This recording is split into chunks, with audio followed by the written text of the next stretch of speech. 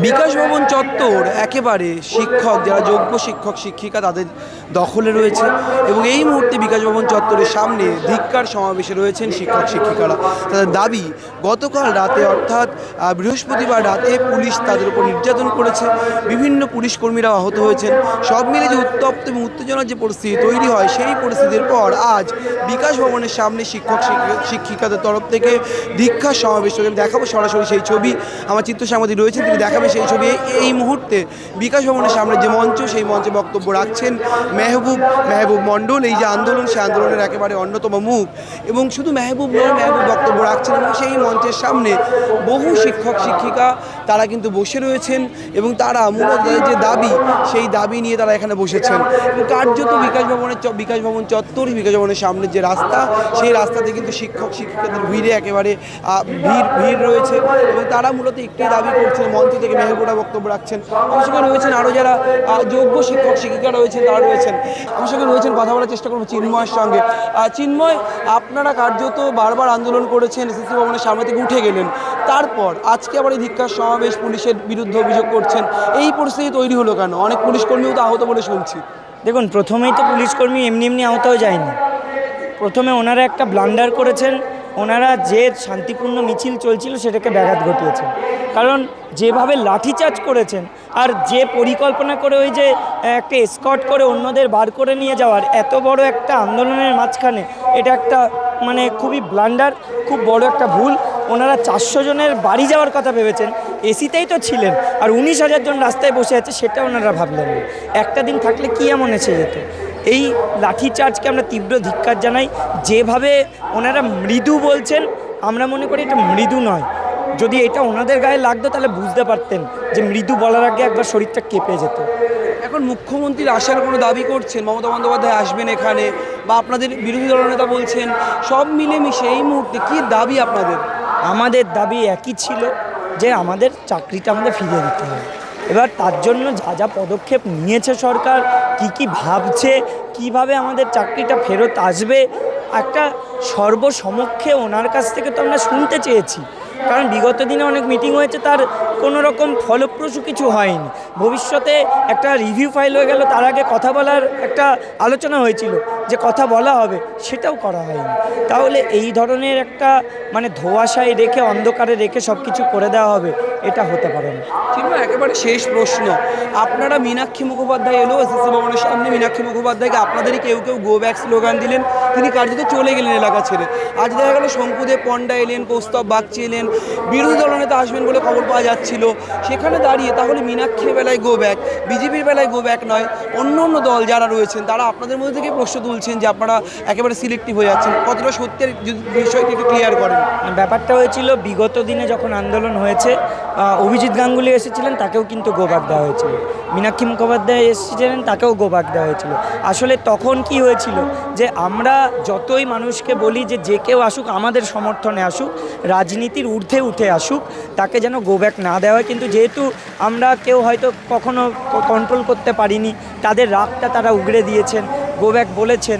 আর শুধু যে বিনা কারণে গোব্যাক বলেছেন সবসময় তাও নয়, কেউ হয়তো উস্কেছেন, এরকম কারণে হয়েছে।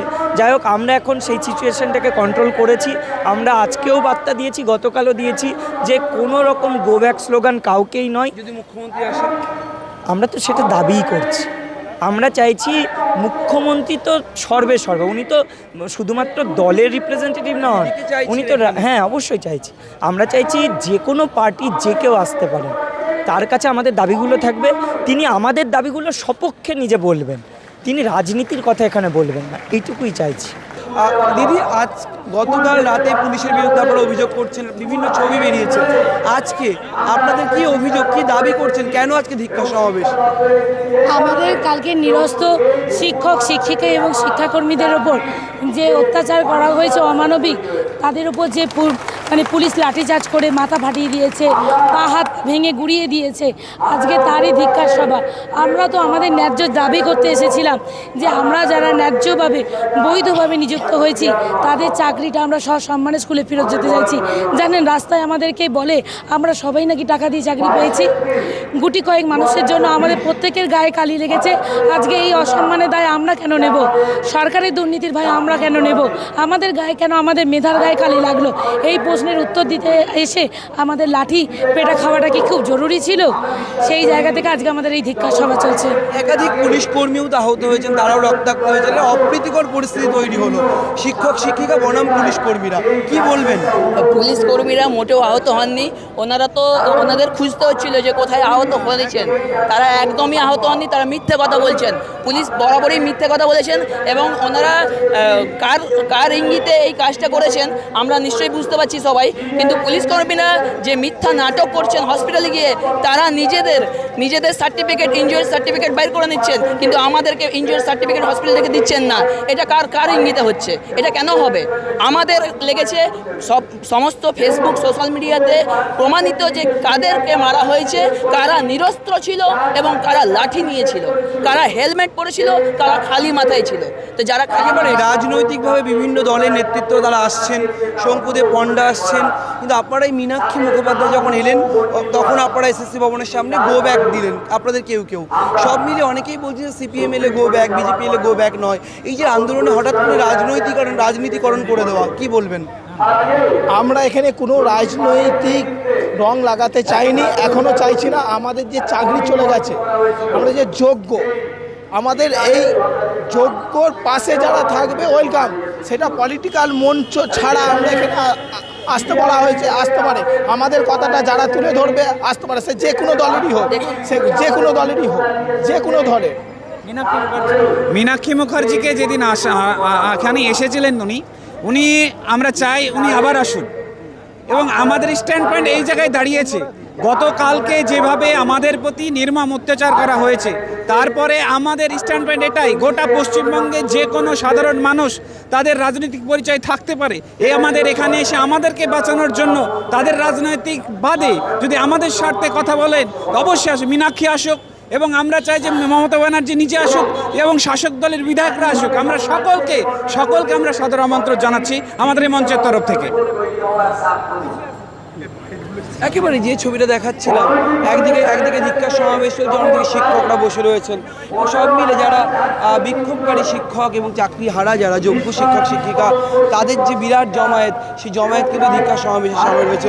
আমি দেখাবো সেই ছবিটা, একেবারে রাস্তার সাইড জুড়ে ধিক্কার সমাবেশ চলছে। একদিকে শিক্ষক শিক্ষিকারা রয়েছেন, তারা রেলিং জুড়ে দাঁড়িয়ে রয়েছেন এবং তার সঙ্গে যারা বিভিন্ন নাগরিক সমাজের একাধিক মানুষ, তারাও কিন্তু এসে পৌঁছেছেন বিকাশ ভবন চত্বরে।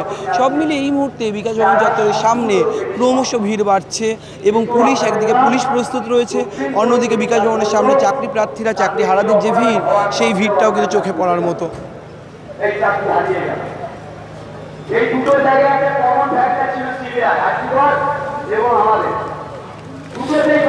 যে ছবিটা দেখাচ্ছি ধিক্কার সমাবেশের ছবিটা, অন্যদিকে এক বিরাট ভিড় জমছে। সব মিলে বিকাশ ভবনের সামনের ছবিটা কিন্তু বেনজির বটে। তার কারণ যেখানে শিক্ষা দপ্তরের অন্যতম কাজ হয়, ঠিক তার সামনে রাস্তায় শিক্ষাকর্মীরা তারা কিন্তু বসে রয়েছেন। আরও যারা রয়েছে তার সাথে কথা বলার চেষ্টা করব। আমার সঙ্গে রয়েছেন আরও শিক্ষকরা রয়েছেন। আপনার কোন school? Barisha girls high school, Shakher Bazar. আপনি যোগ্য চাকরি হারা একদম। এই যে রাস্তায় বসেছেন আজকে, আবার একবার সামনে আপনারা আন্দোলন করছিলেন, উঠে গেলেন, আবার এখানে বসলেন, পুলিশের বিরুদ্ধে অভিযোগ, কি বলবেন? আমরা মাঝখানে আন্দোলনে বসেছিলাম, তারপরে উঠে গিয়েছিলাম।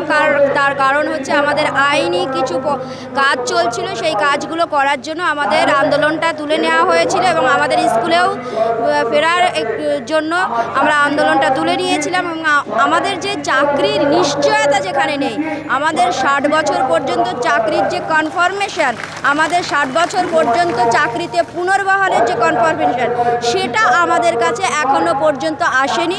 তার দাবিতে, পুনর্বহালের দাবিতে, সব পদে সব বেতনে পুনর্বহালের দাবিতে আমরা এখনো পর্যন্ত লড়ে যাচ্ছি। শেষ রক্তবিন্দু পর্যন্ত আমরা লড়ে যাব, এটাই আমাদের দাবি, প্রত্যেকের দাবি। একেবারে এই যে ছবিটা ভিক্ষা সমাবেশ চলছে, অন্যদিকে শিক্ষক শিক্ষিকারা বসে রয়েছেন, বিভিন্ন সমাজের বিভিন্ন অংশের মানুষরা বসে রয়েছেন। এবং যে ছবিটা নজিরবিহীন ছবির কথা বলছিলাম, একদিকে শিক্ষা দপ্তরের গুরুত্বপূর্ণ কাজ, ঠিক অন্যদিকে সেই শিক্ষকরা রাস্তায় বসে রয়েছেন। এবং যতদূর চোখ যায় একেবারে রাস্তা জুড়ে শুধু শিক্ষকরা বসে রয়েছেন, প্রত্যেকের চাকরি হারা হয়েছেন, তারা দাবি করছেন তারা যোগ্য শিক্ষক, এবং কালো ব্যাজ, তাদের বুকে কালো ব্যাজ পরে তারা রয়েছেন। আমি কথা বলার চেষ্টা করবো আরও যারা শিক্ষকরা রয়েছেন।